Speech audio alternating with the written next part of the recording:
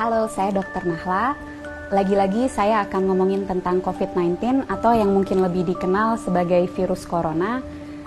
Mudah-mudahan belum pada bosan dan jangan sampai bosan dulu karena banyak sekali informasi sekarang yang beredar, belum tentu betul, masih banyak hoax-hoax yang harus dibasmi, dan bagi teman-teman yang bisa mendapatkan banyak informasi, semoga dapat juga meneruskan informasi ini karena apa yang kita lakukan harus kita mulai dari diri kita sendiri dan kita ajak teman-teman di sekitar kita untuk melakukan hal yang sama. Yang mau kita bahas dan mau saya tekankan sekali lagi adalah bahwa virus corona ini atau yang dinamakan virus SARS-CoV-2 ini adalah virus yang sangat baru. Apa dampak dari fakta bahwa ini adalah virus yang baru? Yang pertama, berarti kita belum tahu pasti sifat dari virus ini. Yang kedua, kita belum tahu pasti efek dan berapa lama efek yang akan disebabkan oleh virus ini. Yang ketiga, belum ada obat yang betul-betul efektif untuk melawan virus ini. Yang keempat, belum ada vaksin yang bisa mencegah seseorang untuk tidak terinfeksi virus ini. Jadi itu yang teman-teman harus selalu ingat. Informasi ini bukan untuk membuat teman-teman panik, tapi untuk membuat teman-teman lebih waspada bahwa memang apa yang sedang kita hadapi ini betul-betul nyata. Dan bersama-sama kita bisa mencegah penularan virus ini lebih luas. Secara umum ketika virus masuk ke dalam tubuh kita, gejala yang ditimbulkan itu mirip-mirip. Demam, sakit kepala, lemah, letih, lesu, pegel-pegel, seperti itu. Bagaimana dengan virus yang masuk spesifik langsung ke infeksi saluran pernafasan? Ada pilek, hidung meler, hidung tersumbat, nyeri tenggorokan, batuk, sesak nafas, nyeri dada. Gimana dengan virus SARS-CoV-2 atau virus corona?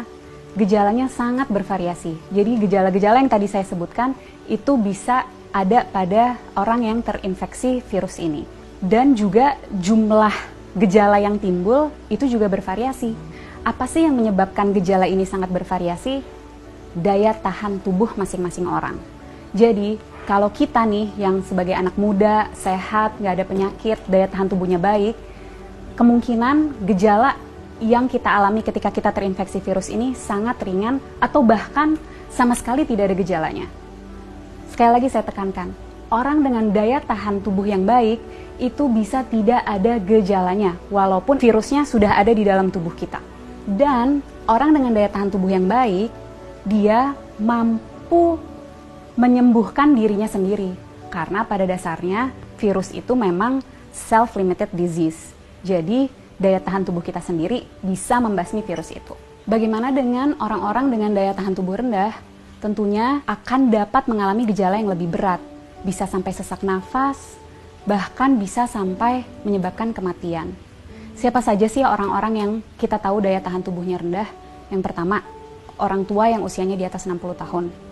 Yang kedua, orang-orang dengan penyakit penyerta. Penyakit penyerta itu apa?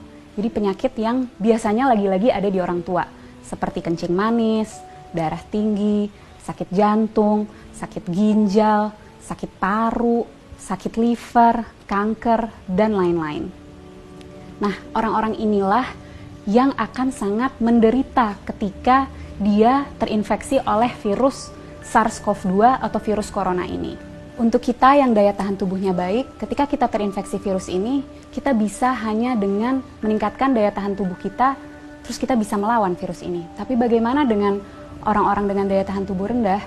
Itu yang harus kita pikirkan. Itu yang harus kita cegah supaya mereka tidak tertular virus ini. Jadi, apa yang bisa kita lakukan untuk membantu mereka-mereka yang daya tahan tubuhnya rendah? Dengan cara jaga jarak, hindari keramaian, dan di rumah aja. Kenapa? Karena virus ini yang paling kita takutkan dan sudah kita tahu dari virus ini adalah penyebarannya yang sangat amat cepat dan lebih mudah dan lebih cepat di tempat-tempat keramaian. Tapi lagi-lagi jangan panik. Bukan berarti kalau teman-teman yang masih muda dan sehat ini merasa, oh saya ada gejala-gejala COVID-19 nih, ada demam-demam yang sumeng-sumeng, demam rendah, nyeri tenggorokan, sedikit pilek, sedikit batuk, terus harus langsung ke rumah sakit. Bukan itu maksud saya. Bukan berarti kalau teman-teman ada gejala itu harus segera ke rumah sakit. Apa yang harus kita lakukan? Ketika mengalami gejala itu, lagi-lagi di rumah aja, tingkatin daya tahan tubuh dari rumah. Dengan cara apa? Istirahat yang cukup, tidur malam yang cukup, 7-9 jam, makan makanan bergizi, minum air yang banyak, kalau bisa lakukan olahraga atau aktivitas ringan di rumah. Kenapa untuk kita yang muda dan sehat ketika mengalami gejala-gejala penyakit COVID-19 lebih baik di rumah aja dan nggak perlu ke rumah sakit? Karena kita mau memastikan bahwa rumah sakit itu tetap tersedia untuk mereka yang betul-betul membutuhkan. Orang tua, orang dengan daya tahan tubuh yang rendah, dan orang-orang muda yang mengalami gejala berat seperti sesak nafas. Mereka itulah yang harus segera ke rumah sakit. Jadi kita pastikan rumah sakit memang untuk mereka yang membutuhkan. Kalau kita bisa di rumah aja. Bagaimana dengan kita yang tidak ada gejala? Sebaiknya tetap jaga jarak, hindari keramaian, dan di rumah aja. Kenapa? Karena seperti yang tadi sudah sempat saya jelaskan, orang dengan daya tahan tubuh baik bisa jadi tidak menimbulkan gejala apapun. Jadi kalau dari luar dia terlihat sehat, belum tentu tidak ada virus itu di dalam tubuhnya. Dan orang-orang tanpa gejala ini tetap bisa menularkan ke orang lain. Melalui apa? Misalnya, kita lagi ngobrol-ngobrol sambil makan, dia tersedak, batuk, virusnya banyak di situ. Atau lagi di mobil bareng, AC-nya kenceng banget, kedinginan, dia bersin, virusnya ada di situ. Penting untuk kita jaga jarak 1 meter untuk memastikan droplet yang keluar melalui batuk ataupun bersin tidak terkena pada kita. Penting sekali untuk kita untuk selalu cuci tangan dengan cara yang benar dan sering-sering untuk memastikan jika secara tidak sengaja kita menyentuh droplet itu, kita bisa membersihkannya. Dan yang juga penting, jangan menyentuh wajah dengan tangan kita yang belum bersih. Kenapa? Karena virus akan lebih cepat menyebar, lebih cepat masuk melalui mukosa mata, hidung, dan mulut. Penting untuk kita menghindari keramaian untuk memutus rantai penularan ini. Penting untuk kita di rumah aja supaya kita bisa terus meningkatkan daya tahan tubuh kita untuk dapat melawan virus ini.